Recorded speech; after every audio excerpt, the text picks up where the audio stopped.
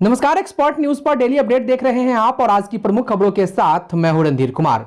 प्रधानमंत्री नरेंद्र मोदी के दिशा निर्देश पर घर घर वाईफाई पहुंचाने के लिए पीएम वाणी योजना की शुरुआत आज मोतिहारी के नगर भवन से सांसद सह पूर्व केंद्रीय कृषि एवं किसान कल्याण मंत्री राधा मोहन सिंह ने की।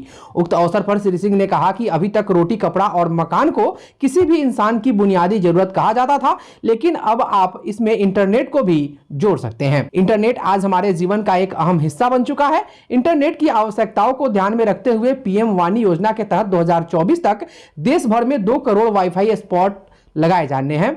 श्री सिंह ने कहा कि इस योजना के तहत प्रोमिसिंग इंडियन सोसाइटी ने ओएनजीसी सीएसआर के सहयोग से मोतिहारी के 25 स्थानों MS college, women's college, LND college, Pandit Ungam Pande college, नगर निगम ऑफिस, मीना बाजार चौक, सोनारपट्टी चौक, छोटा बरियारपुर चौक, चांदमारी चौक, धर्म समाज चौक, बलुआ टाल, नगर थाना चौक, जिला परिषद कार्यालय एवं अन्य स्थानों पर वाईफाई हॉटस्पॉट स्थापित किए जा चुके हैं।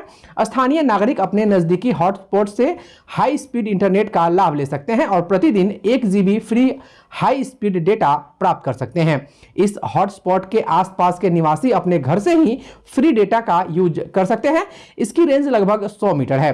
श्री सिंह ने कहा कि इस महत्वाकांक्षी योजना के क्रियान्वयन से देश भर में बड़े स्तर पर इंटरनेट और ब्रॉडबैंड सेवाओं का लाभ आम लोगों को मिलेगा, जिससे रोजगार और आमदनी के अवसर पैदा होंगे, व्यवसाय में डिजिटल लेन देन को बढ़ावा मिलेगा और विद्यार्थियों की पढ़ाई सुगम और लोगों का जीवन स्तर बेहतर हो सकेगा। इससे प्रधानमंत्री के डिजिटल इंडिया मिशन को बढ़ावा सहित देश के तरक्की का मार्ग प्रशस्त होगा। भविष्य में इस योजना के माध्यम से देश का प्रत्येक नागरिक वाईफाई का लाभ ले सकेगा और देश आत्मनिर्भर बनेगा तथा बेरोजगार युवा पीएम वाणी योजना के तहत पब्लिक डेटा ऑफिस पीडीओ बनकर आय का संसाधन उत्पन्न कर सकता है। इस अवसर पर मोतिहारी विधायक सह पूर्व मंत्री बिहार सरकार प्रमोद कुमार, पिपरा विधायक श्याम बाबू यादव, गोविंदगंज विधायक सुनील मणि तिवारी, जिला अध्यक्ष प्रकाश अस्थाना, पूर्व विधायक सचिंदर प्रसाद सिंह, उप महापौर डॉक्टर लाल बाबू प्रसाद, पूर्व जिला अध्यक्ष चंद्रकिशोर मिश्र एवं राजेंद्र गुप्ता, भाजपा महामंत्री योगेंद्र प्रसाद एवं Martand Narayan Singh, promising Indian society की संस्थापक प्रेरणा सिंह, महासचिव promising Indian society Shashibhushan Singh, project manager MK Singh, DK Singh, Abdul Kalam, Gulrez Shahzad, Vinod Kumar, Mohammad Javed सहित बड़ी संख्या में लोग उपस्थित थे। एचपीसीएल बायोफ्यूल्स लिमिटेड इकाई सुगौली में एक पेराई सत्र 2023-24 हेतु पूर्वी चंपारण जिलाधिकारी द्वारा डोंगा में गन्ना डालकर विधिवत रूप से पेराई सत्र का शुभारंभ किया गया।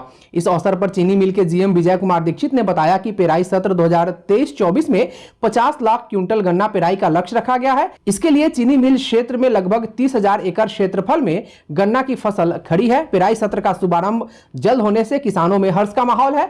अब उनका खेत समय पर खाली होकर रबी फसल की बुआई के लिए तैयार मिलेगा और गन्ना मूल्य भुगतान समय पर प्राप्त होने से खेती करने में किसानों को सुविधा होगी।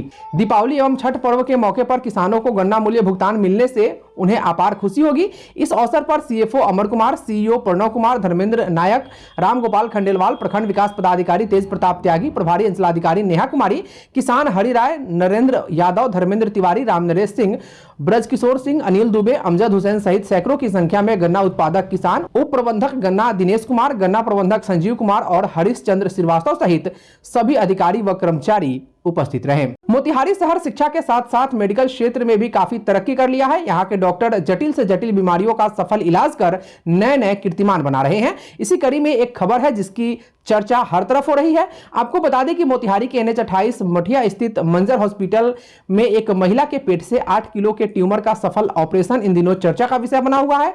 गौरतलब है कि मरीज अपनी परेशानी को लेकर हॉस्पिटल पहुंचे, जिसके बाद उनके ऑपरेशन का प्लानिंग हुआ और उसका सफलतापूर्वक सर्जरी संपन्न हुआ, जिसके बाद मरीज ठीक है और मरीज सहित उनके परिजनों के चेहरे पर खुशी साफ दिख रही है और सब डॉक्टर मंजर नसीम और उनकी टीम को धन्यवाद दे रहे हैं। सुनिए इस संबंध में मरीज के परिजनों ने क्या कहा। तो अल्ट्रासाउंड में मालूम चला कि उसमें है वो ट्यूमर, तो सीधा रेफर किए यहाँ पे।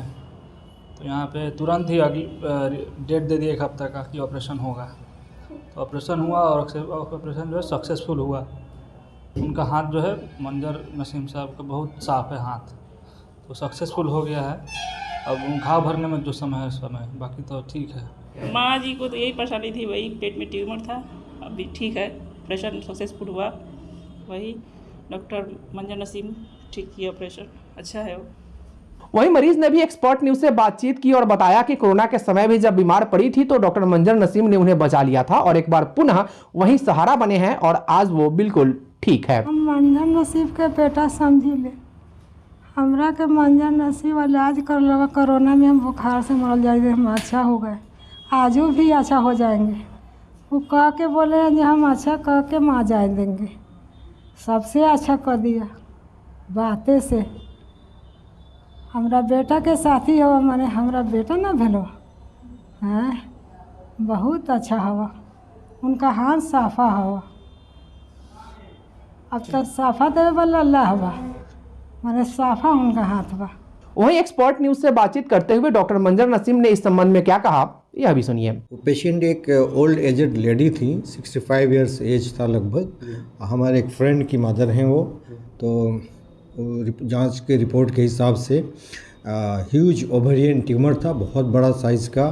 तो काफ़ी लंबा इंसिजन देके वो ट्यूमर निकालना पड़ा, और उसके बाद से मरीज़ अभी बहुत ठीक है, खा पी रही हैं और कोई दिक्कत नहीं है। सर, ये जो मामला था मेडिकल टर्म में इसको क्या बोलते हैं, और मतलब इस तरह का मामला कितने पेशेंट में देखने को मिलता है? ये थोड़ा रेयर बीमारी है, मतलब काफ़ी जल्दी नहीं मिलता है, और ये इतना बड़ा साइज़ तो काफ़ी कम मिलता है। 8 kg साइज़ था, बताया मेरे स्टाफ ने कि 8 kg उसका वेट था। तो इस तरह का ट्यूमर औरतों में होता है, लेकिन जल्दी डिटेक्ट हो जाने पे उसका साइज़ छोटा ही रहता है। लेकिन मतलब अगर वो डिटेक्ट ना हो पाया और किसी वजह से देरी हो गई तो बहुत बड़ा साइज़ हो जाता है, जैसे ये था।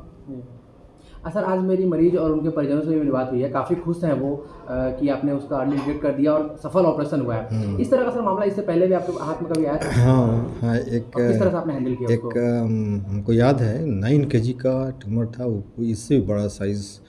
और वो उस पेशेंट का कंडीशन भी मैं कभी कभी पूछता रहता हूँ, बिल्कुल ठीक है, काफ़ी साल हो गए और अब उसको कोई दिक्कत नहीं है। अपनी मांगों को लेकर आज स्वच्छता पर्यवेक्षक एवं स्वच्छता कर्मी संघ पूर्वी चंपारण के द्वारा पूर्वी चंपारण जिलाधिकारी को ज्ञापन सौंपा गया। जिलाध्यक्ष उपेंद्र गुप्ता के साथ भारी संख्या में कर्मी मोतिहारी समाहरणालय स्थित डॉक्टर राधाकृष्णन भवन सभागार पहुंचे और जिलाधिकारी के जनता दरबार में अपनी मांगों से संबंधित ज्ञापन सौंपा।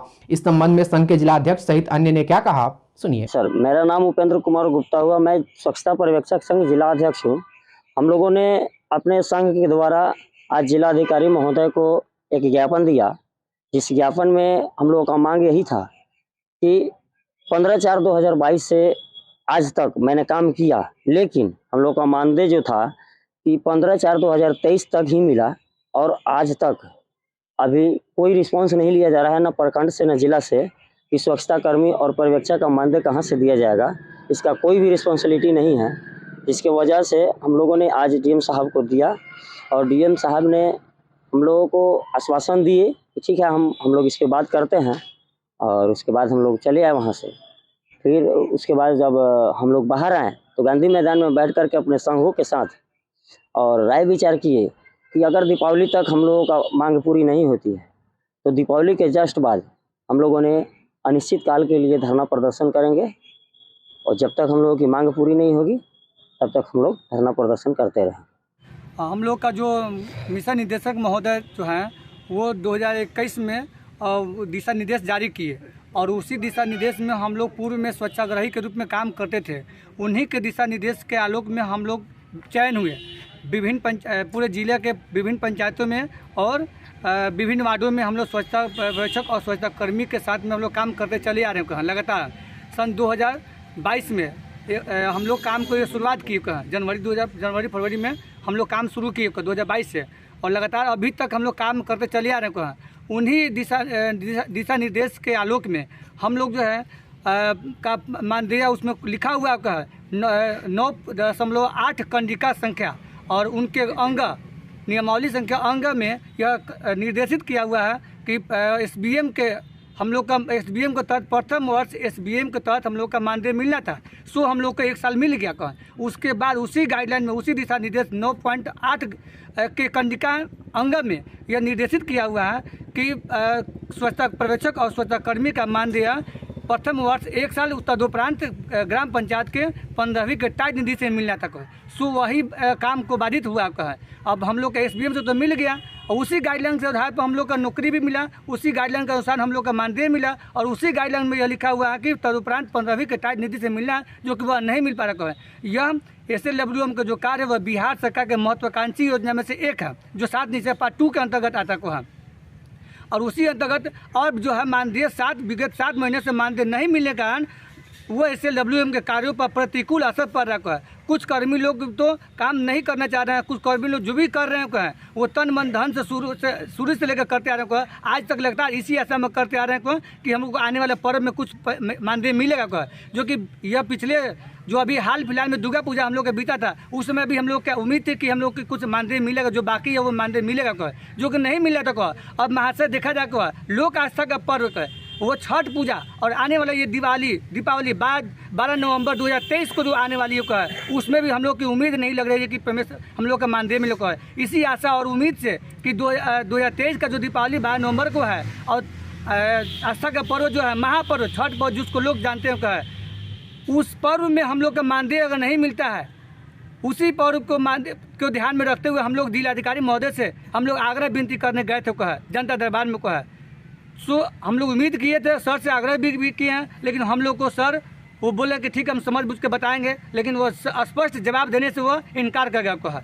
हम लोग का मानदेय अगर अगले इसके बाद नहीं मिलता है तो आने वाले विगत दीपावली के जस्ट बाद 13 नवंबर 2023 या समथिंग 14 नवंबर को हम लोग फिर से धरना पर अनिश्चितकालीन के लिए हम लोग बढ़ जाएंगे। मरता क्या नहीं करता, हम लोग भूखे, हमें सभी कर्मी के साथ है, हम लोग सभी कर्मी स्वच्छता पर्यवेक्षक और स्वच्छता कर्मी के साथ है। एक भूखमरी की स्थिति आ गई है महोदय, ऐसी स्थिति है जो देख कर आप रो दीजिएगा वैसी स्थिति होगा जो मेरे स्वच्छता कर्मी जो दिन रात कचरे को छाटने का काम करते आप देख कर रो दीजिएगा। आप मेरे WP में चल के देखिए उन्होंने वो जो कर्मी जो कचरा जो छाटने का काम करती है वो जो है आपको सैनिटेशन पैड जो ब्लड लगा हुआ था देख रूह काँप जाएगा। मैंने उतना तक काम किया घर घर से कचरा उठवाने का काम करता सुबह 5 बजे से लेकर शाम को 5 बजे तक हमसे काम लिया जाता फिर भी और मानदेय नहीं मिलता तो हम लोग को दुख की बड़ी बात होगा। मैं SLWM के कार्यों पर BM महोदय से कहूँगा कि इसका प्रतिकूल असर पड़ रहा है, तो इस पर महोदय से आग्रह विनती है कि उस पर ध्यान दिया जाए और हम लोग को मानदेय दिया जाए। आज के लिए बस इतना ही। आप बने रहिए हमारे साथ और देखते रहिए बिहार की प्रमुख खबरों को विस्तार से दिखाने वाला सबसे विश्वसनीय न्यूज चैनल एक्सपर्ट न्यूज, आपकी आवाज। नमस्कार।